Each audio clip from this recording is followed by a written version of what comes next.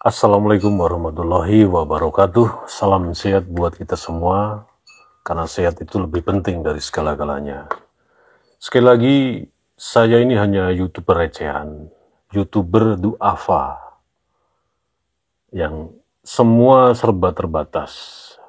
Baik itu pemikiran-pemikiran saya, cara saya menyampaikan argumentasi saya, cara mengkritik, merespon atau mereaksi video-video yang itu menjadi satu argumen yang ingin saya sampaikan. Sekali lagi, saya bukan siapa-siapa, dan hanya kebetulan saja ketika tesis Kiai Haji Manudin ini viral, kemudian saya masuk di dalam argumentasi yang sampai hari ini memang terus terjadi.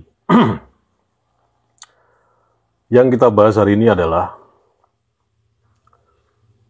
sebetulnya ini mau seperti apa sih pembahasan mengenai tesis Kiai Haji Manudin? Artinya coba kita kembalikan lagi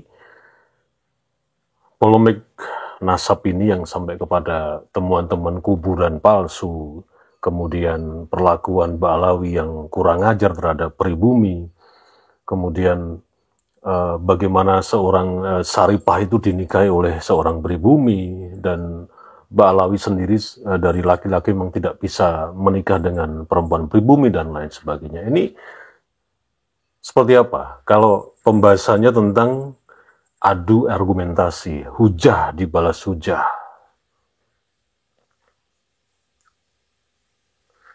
Yang pertama yang ingin saya komentari adalah tesis Kiai Haji Manudin ini ada kecenderungan untuk dibawa ke sesuatu yang bukan lagi pada substansinya, yaitu mengenai bagaimana pihak dari Ba'alawi ini menunjukkan kitab sejaman yang oleh Kiai Haji Manudin ada kekosongan waktu kurang lebih 550 tahun. Dari substansi itu berkembang yang akhirnya dialektikanya atau argumentasinya ini lebih kepada subjek antar subjek yang ditunggangi oleh kepentingan-kepentingan satu dan lain hal, baik itu dari Ba'alawi maupun dari pihak orang-orang yang pro dengan tesis Kiai Haji Manudin.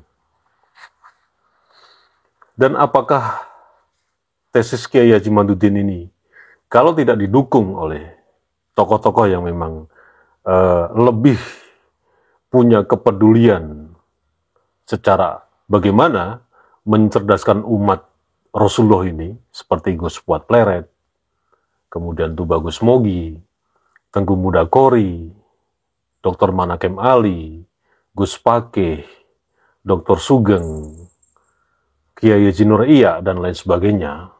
Apakah tesis dari Kiai Haji Manudin ini memang berjalan dengan baik sampai kepada goalnya? Itu yang pertama. Yang kedua, ini menyangkut outputnya dari tesis Kiai Haji Manudin ini mengarahnya kemana sih? Apa hanya dilempar secara terbuka, liar begitu saja?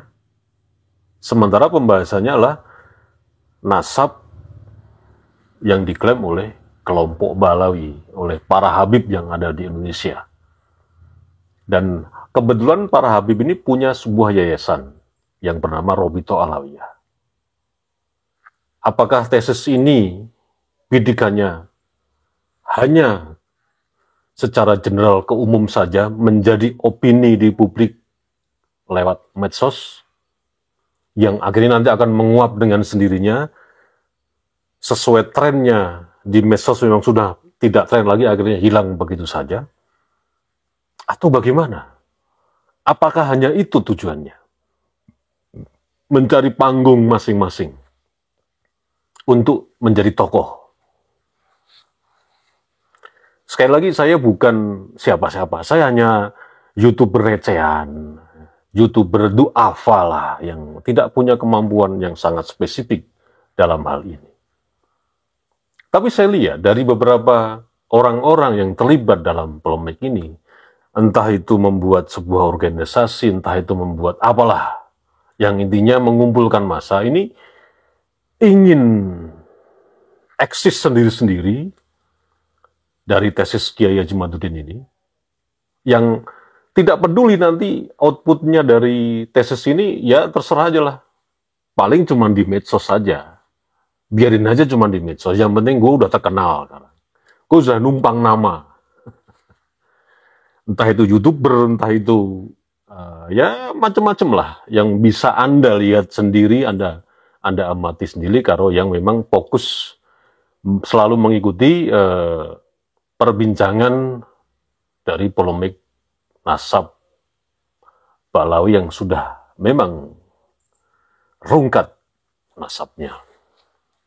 Apakah hanya sebatas opini di media sosial untuk menaikkan rating orang-orang yang tadinya nggak terkenal jadi terkenal, atau memang benar-benar sungguh-sungguh bahwa tesis Kiai Haji Maduddin ini untuk mencerdaskan, untuk mengingatkan bahwa sejarah Ba'alawi yang di Indonesia ini kedepannya sampai nanti sampai akhir kiamat bukan lagi dijadikan sebuah teologi, sebuah ideologi bahwa Habib yang ada di Indonesia ini sebagai Dzurriyyat Rasulullah, tapi ya hanya orang-orang biasa saja yang tidak punya spesifik, karena pengakuannya yang selalu mengeklaim kemana-mana, ke setiap masjid taklim, ke setiap mimbar-mimbar, bahwa mereka ini adalah Dzurriyyat Rasul dan harus dihormati, harus dikeramatkan, dan harus tor secara materi sekian untuk mengembangkan sendiri misi mereka yang ada di Indonesia ini, bahwa mereka adalah imigran. Apa itu outputnya dari tesis Kiai Haji Maduddin, atau hanya menarik orang-orang untuk mencari panggung yang akhirnya menjadi terkenal? Kenapa ini muncul? Kenapa ini muncul pertanyaan seperti ini? Karena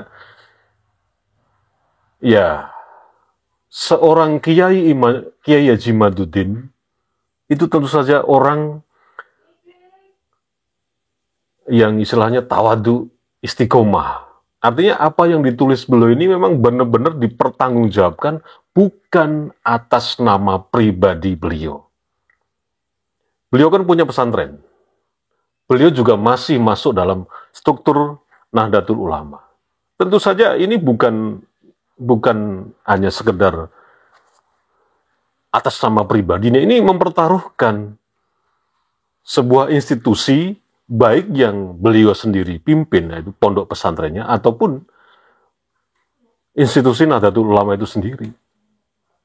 Tidak mungkin tulisan tesis Kiai Haji Maduddin soal menakar nasab para Habib di Indonesia ini tidak mungkin tidak dipertanggungjawabkan atau tidak mempertaruhkan sebuah institusi yang dipimpinnya maupun institusi yang sekarang beliau menjadi masuk pengurus dalam struktural NU di Banten. Nah, kalau memang itu kenyataannya, dan itu pasti ya, sekarang yang menanggapi, yang merespon, yang mencoba mematahkan tesis Kiai Haji Maduddin ini, mereka-mereka ini siapa sebetulnya? Apakah mereka ini, ya itu tadi, mengatasnamakan pribadinya, sehingga namanya sekarang malah bertengger, yang tadinya orang nggak kenal. Karena gara-gara ini namanya naik. Dan kalaupun mereka berhasil mematahkan tesis Kiai Haji Maduddin secara ilmiah, outputnya buat siapa? Buat Robito Alawiyah. Dan apakah benar Robito Alewah sudah merekomendit orang-orang ini sebagai antitesisnya Kiai Haji Maduddin ini resmi? Karena ada kabar dari Jawa Timur, Dr. Manakem Ali atau dari timnya Dr. Manakem Ali, setelah beberapa kali mengulas atau membahas tentang nasab Ba'alawi ini, banyak orang-orang yang memang ingin berdebat dengan beliau. Tapi oleh timnya, itu dikasih syarat. Kalau Anda membawa stempel resmi dari Robito Alawiyah, silahkan. Tapi kalau tidak, ya percuma ngapain. Jadi begini loh, ibaratnya nih, tesis Kiai Haji Maduddin ini ibarat saja ya, ibarat gambling judi. Tesis Kiai Haji Maduddin ini membawa uang triliunan, ibarat kata seperti itu. Nah sekarang kalau mau judi cuma di eceran, judi di bandar oglok tingkat sekatenan atau pasar malam, ya kan tidak level sebetulnya. Ya kan? Ini kalau kita gambling ya nggak mungkin lah. Sekelas uang triliunan, gambling judinya dengan oglok kelas sekaten atau pasar malam. Ya kan nggak level sebetulnya. Ya, hari ini memang ada diskusi ilmiah secara live yang ditayangkan oleh TV Pada Suka. Ya, saya tidak mengecilkan seperti yang saya contohkan tadi. Gambling judi, duit triliunan, kenapa cuman direceh oleh bandar judi oglok kelas katenan? Bukan.